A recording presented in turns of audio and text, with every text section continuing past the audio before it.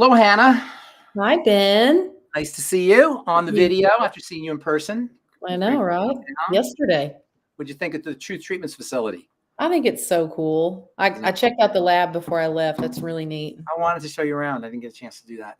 I know we had a stacked days while I was there. It was pretty I know. busy. And I wanted to do a Facebook yesterday. We forgot. Oh yeah. Well, Remember we I were had doing to around catch the a table. flight. Didn't you think that that conversation would be an awesome Facebook, wouldn't it?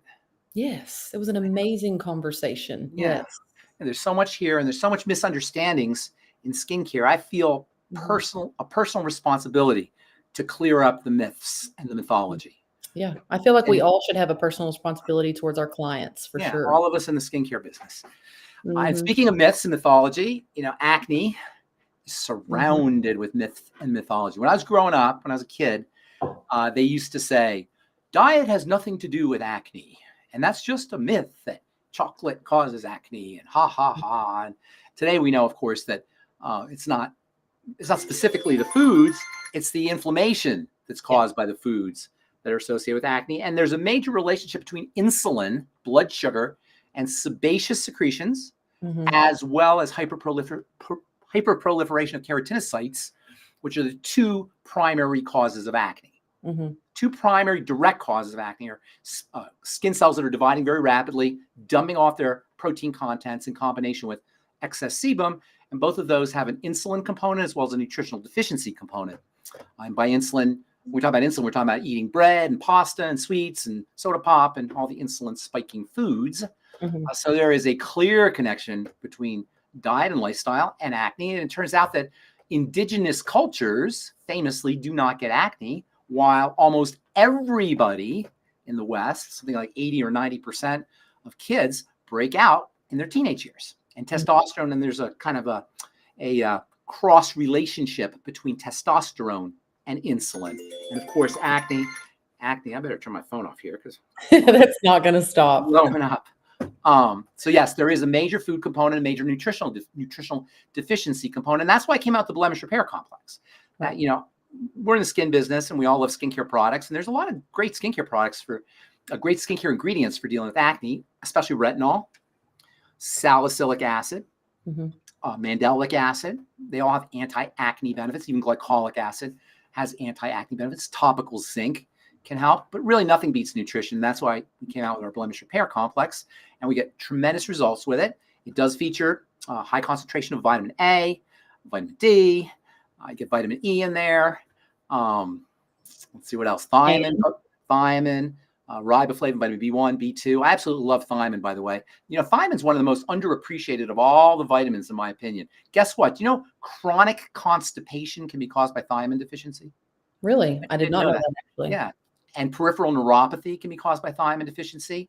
Mhm. Emotional and mental disorders can be caused by thiamine deficiency. In fact, alcoholics famously are deficient in thiamine because thiamine is used to metabolize alcohol. And when they're drinking a lot, they can suffer from something called alcoholic psychosis or Werner-Korsakoff syndrome. That's a technical name. And that's when the alcoholics are like talking to pink elephants and little leprechauns and, hallucinating. And they'll haul them off into the drunk tank. And guess what they put right in their blood? Thiamine. It's the cure for alcoholic psychosis, literally the cure for Wow. alcoholic psychosis. But not just alcoholic psychosis, emotional disturbances in children, aggressive behavior, cognitive disorders can all be related to thiamine deficiency, and peripheral neuropathy as well can be related to thiamine deficiency. And as far as the skin goes, I used to make thiamine anti-mosquito cream because mosquitoes hate thiamine. Isn't that interesting? Interesting. Yeah. Yes. And thiamine also, of course, is very important for the blood sugar system. So it plays a role in keeping sebum down, slowing down sebaceous secretions. There's also other B vitamins in our blemish repair complex. In fact, one we're going to talk about here in a moment. Mhm. And then zinc and selenium and copper. It's a well-rounded anti-acne supplement that works not only on the skin but on the liver. Mhm. And people who take blemish repair complex will find that they don't get hangovers as readily if they're drinking alcohol. How about that? Interesting. And that's partially because of the thiamine and also because of the N-acetylcysteine, which is one of my all-time favorite. Did I lose you there? No. All-time favorite non-essential nutrients, N-acetylcysteine. But the B12 is the one that there's all this controversy about. And that's what you were asking me. You wanted to talk about, and I think you put a little. I think you advertised this as a B12 talk, did you? B12 and acne. So tell me what you think about vitamin B12 and acne as an esthetician. So honestly, what you hear. Right. So what I'm hearing is, and honestly, I never really correlated the two until it started trending. Yeah. Then it started trending. So today I was like we were yesterday looking at posts, what are they talking about when they're talking about this? What is the new meme or trend going around? So I found, of course, they're all talking about, reports say, statistics. Reports say, yeah. This study says. It's always reports say, but you got to go into the reports themselves. And when you go into the reports themselves, it's very interesting because first of all, the only time acne breakouts occur in the reports, anyway, in the articles and the studies that I've seen, are in terms of intramuscular B12. When B12 is given right into the body, it bypasses the digestive system. And I'll tell you why that's important here in a second. And when it's given in very high doses, 5,000 to 10,000 micrograms a day, which is pretty significant, or micrograms a week, which is pretty significant dose. For example, we have vitamin B12 in our blemish repair complex at 60 micrograms per 3 capsules, which is a fraction of what you're getting compared to the reports. And it's very rare, by the way. Even the reports are very rare. It doesn't happen a lot. But there are some reports on it, and there's some literature, and there's actually a mechanism for it, which I'll tell you about here in a second. But I want everybody to understand this is mostly for intramuscular B12, and it is for high doses, very high doses of vitamin B12, way, way much higher than you're going to get in our blemish repair complex, or you're going to get in most nutritional supplements, and certainly much higher than in foods. B12 is a very powerful vitamin. In fact, it's the most powerful of all the vitamins, and that's why it's dosed in such tiny, tiny amounts. So, for example, 60 micrograms of vitamin B12 is 25 times the recommended daily allowance. Recommended daily allowance in like 2 micrograms or something like that. Vitamin C, for example, has a recommended daily allowance, and the RDAs are very small. And you can take much more than the RDAs, but the RDA for vitamin C is about 100 milligrams compared to 2 micrograms. So you're talking about thousands of times. Thousands of times less potent or more potent. Vitamin C is thousands of times less potent than vitamin B12. So very tiny amounts of B12 are active. And this is important because the body has a mechanism for preventing overdosage because this stuff is so darn powerful. Quick aside, vitamin B12 is the only purple vitamin. Purple has always historically been associated with royalty. Right. And in fact, the Phoenicians developed their empire. The Phoenician Empire was an ancient empire because of their access to purple dye.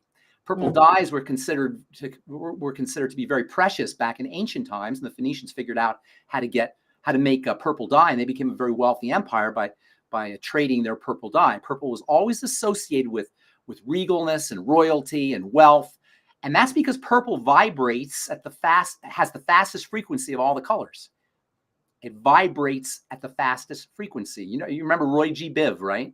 Remember that? Red, orange, yellow, blue, indigo. Roy G. Biv, blue, indigo, violet. Red, orange, yellow, blue, indigo, violet. Those are the 7 colors. And V for violet is the fastest. Red is the slowest. And the fast vibration of purple accounts for the tremendous potency of this purple vitamin. And because vitamin B12 is so potent, the body has a mechanism for making sure you don't overdose on it. First of all, vitamin B12 is water soluble, so you can urinate it out. But second of all, there is a protein in the stomach called intrinsic factor, or IF. And intrinsic factor has to bind with vitamin B12 for it to be absorbed. So the body has a way of controlling B12 absorption by controlling intrinsic factor.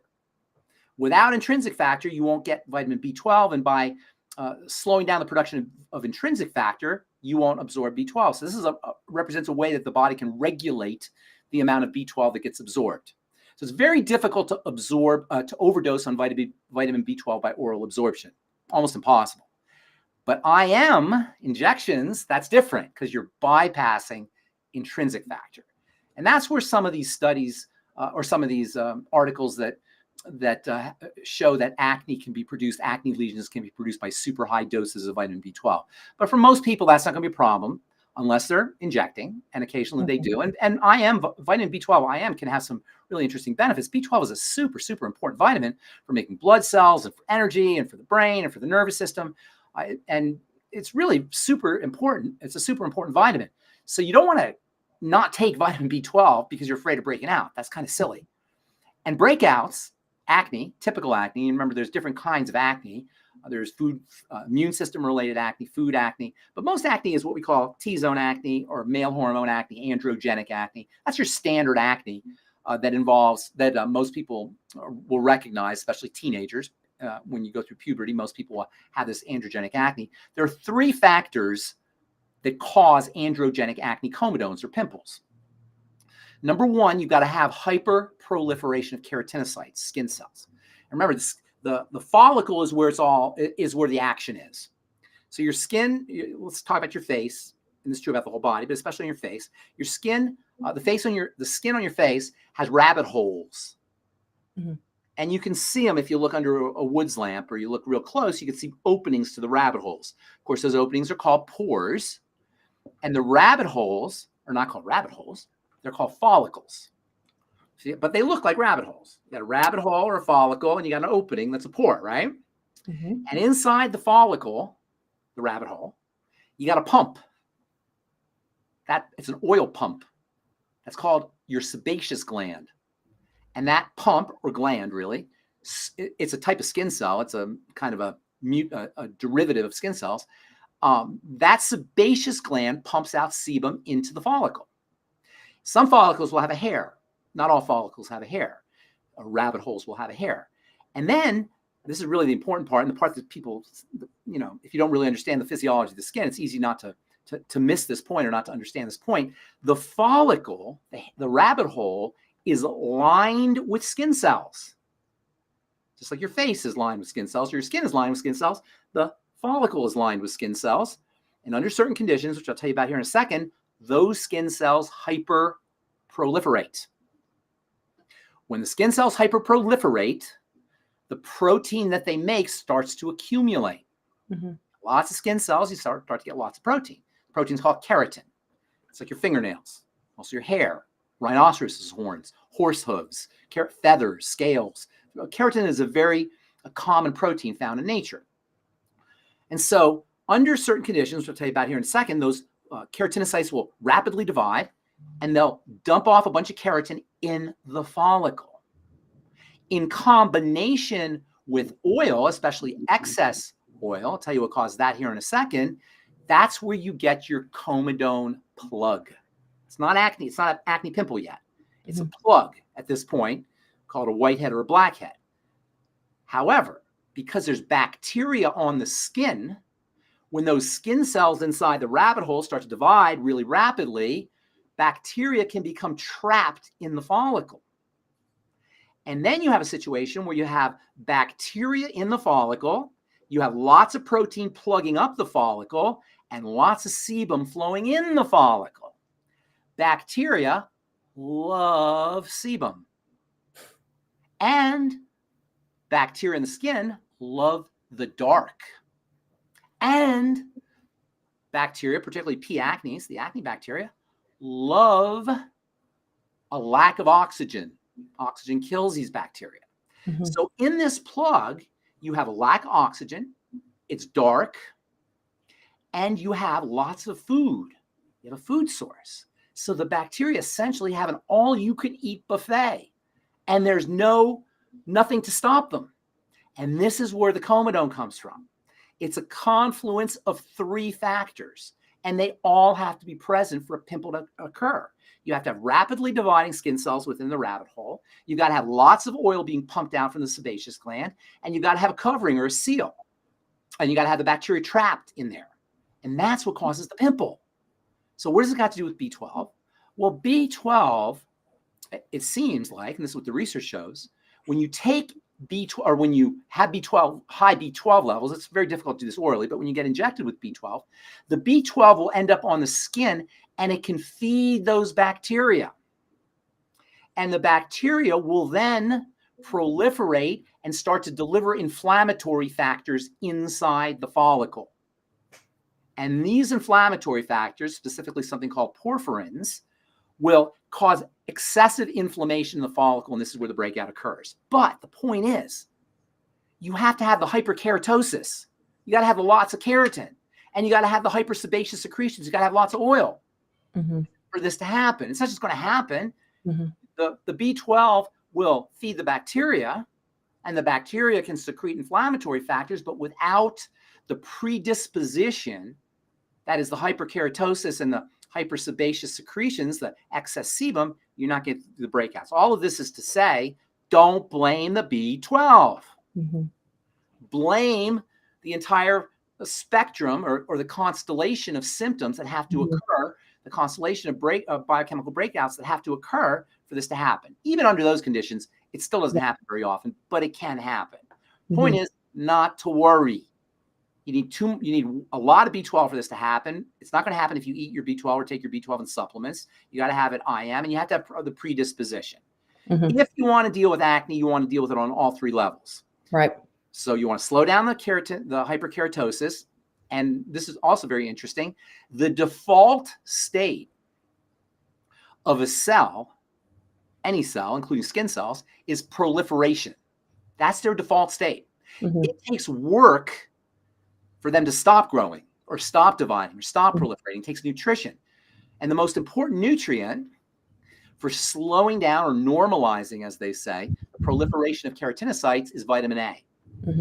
And this is why vitamin A is considered to be the go-to nutrient for addressing acne, both internally as well as topically.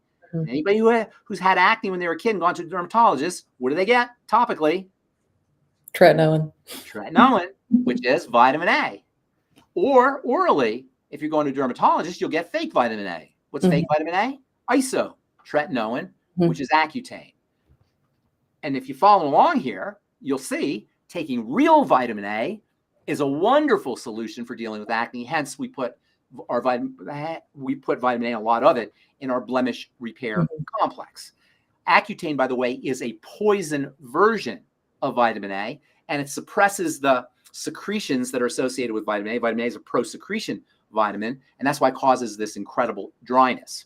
You can also slow down the sebaceous secretions. The two major factors for hypersebaceous secretions are, number one, insulin, and that's also involved in hyperproliferation. Insulin is a revving up hormone. In fact, bodybuilders, when I was a kid anyway, bodybuilders used to inject themselves with insulin. I don't know if they still do, but you never heard that? We used to have a guy, there was actually a guy, he ended up being very famous when I was working out back in my younger days, and he would deliver insulin to weightlifters and sell insulin out of his station wagon, out of the back of his station wagon, to all the bodybuilders and weightlifters at the gym, in addition to other substances. But he would also sell insulin. So insulin's a growth substance. It makes things happen. It revs up cellular machinery, and that means hyperproliferation, keratinocytes, as well as hypersebaceous secretions. The second factor that causes excess sebum is cortisol, or stress hormone. And you can actually see this on people's faces when they're under a lot of duress or secreting a lot of cortisol. They'll tend to be oily, so stabilizing cortisol is very important, calming the body down, reducing sugar intake, using supplements like vitamin A, like pregnenolone, or progesterone, both of which have calming effects, can help with help balance out cortisol. Vitamin E has some cortisol balancing out effects as well. So there's lots of strategies. We also use vitamin E, of course, in our blemish repair complex. There's lots of strategies for slowing sebum. You can use topical strategies, which include tretinoin, as well as alpha hydroxy acids, glycolic acid, and mandelic acid, which I'm in love with, and also salicylic acid for getting rid of sebum, as well as getting rid of the excess keratinocytes. And along the same lines, hyperkeratosis can occur in something called keratosis pylorus. Have you heard of this condition? Right? Chicken skin. KP? What's that? KP, right. KP. And guess what the best treatment for KP is? Vitamin A. Retinoic acid, right? Retinoic acid, and vitamin A. KP is actually a sign of vitamin A deficiency. And then also for actinic keratosis or pre-skin cancer, again, retinol or vitamin A is the topical treatment of choice for pre-skin cancer.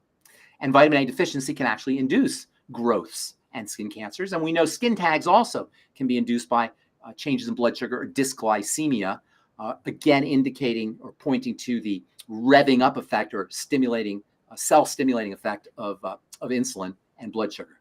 So don't worry about vitamin B12. Much ado about nothing. There's lots of other strategies you can use to take care of your acne. B12 is incredibly important. It does happen occasionally via this mechanism that we just talked about by feeding the bacteria. But for all the reports I've read, there involves intramuscular vitamin B12 at super high doses, not the kind of doses you get in nutritional supplements like blemish repair complex or in foods. Yeah. It's one of those just trending memes, and their focus around all these posts that I read all day today. Red Bull, Alani, energy drinks, and even here's foods you should avoid that contain Because they have B12? Yeah. I know. Well, that's why we're here. Yes. To clear up the confusion. There is a lot of silliness and a lot of confusion. All right. And So let's see. we have our mandelic acid that just came back out. The mandelic azelaic was just. Yes, the mandelic acid, the smart deal. Did you get to use it? I brought it home, so I am using it. I'm going to use it.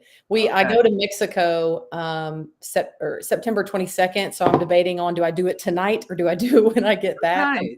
Do it I'm probably tonight. gonna do it tonight. September 22nd. What are you talking about? That's I know. I got time. I got time. Do it tonight. I want to see you because we're going to do another video tomorrow. Or when is our next video? I think it's tomorrow. I don't even know the list I sent you. All But right, we'll do another video tomorrow. But do it tonight. I'd love to see what it looks like. And then we have our blemish repair complex. For KP, we have the new body retinol product, right? And we're trying to roll that out in October. Oh, we're not supposed to talk about that. We've been talking about it. Oh, we have? Okay. Let's talk about that on one of our videos. Yeah, we will. We will, for sure. Have you used it yet? I haven't. I should have given you some. I had a bunch in the lab. I didn't even think about it. I should have thought about it. All right. No worries. All right. Great to see you. You too. Have a beautiful day. And then we'll be back on again. What time tomorrow did we say? I can't remember what we said. I think it's different every day, honestly. Oh, no, I think we're doing Saturday and Sunday. Saturday, Sunday. Okay, good. Yeah. All right, Hannah Slack. All right. Bye.